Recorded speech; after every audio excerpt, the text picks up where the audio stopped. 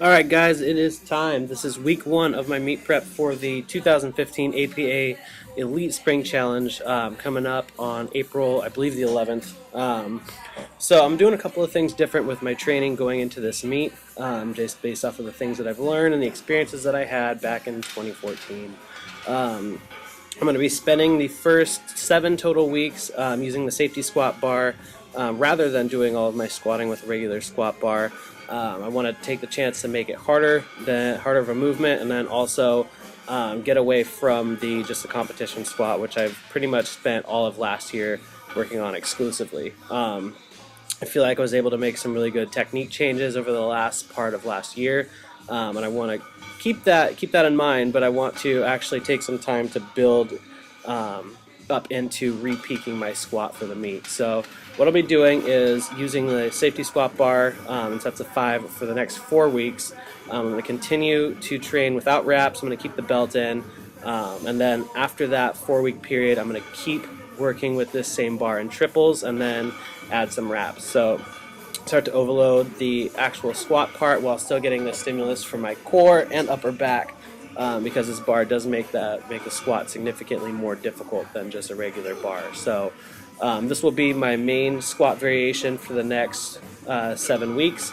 I'm following these sets of 5 with some pause squats done beltless with the same bar, for the goal of getting the extra training effect in my core, focusing on having to brace very hard and doing a nice long pause instead of just the 1 to 2 to 3 second pauses. So the pause squats that you'll see here are my best attempt at counting to 5 while in the hole. So these were definitely difficult today, although I am glad with how everything moved.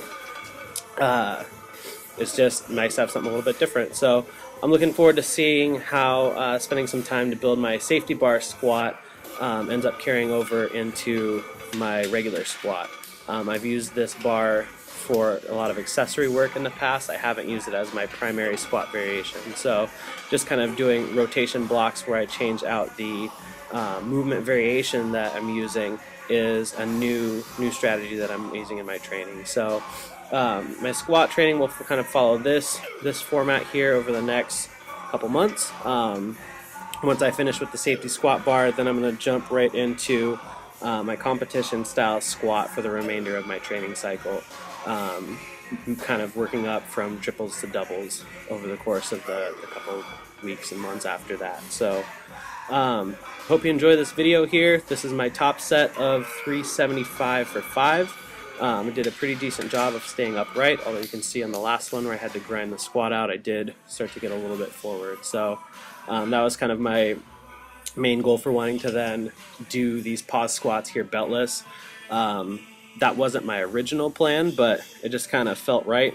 I felt like that was something that I needed to focus on after having hit those heavy sets. And I could definitely feel my core in these more so than the actual squat. So weight was lighter here. I originally started off thinking 2 plates would be good, and I got a double, and I would have blacked out. So drop the weight down. I'll bring these back up starting next week, but for today, going beltless and then the hands-free made these plenty difficult enough. So followed these with the RDLs that you'll see here in a second. Did a couple sets of 8 at 315, and then just finished off with some single leg extensions and some core work, since I'm going to be missing one of my accessory training days this week just because of work. So I'm just going to have the three main training days in. So stole that from my accessory day, hit some core work hard. I'll end up pushing that end of things a little bit harder on Thursday when I deadlift. I didn't want to overtax my core and then have to go in and pull a couple days from now. So that is it. I hope you enjoyed the video. If you did, please like and subscribe to my channel.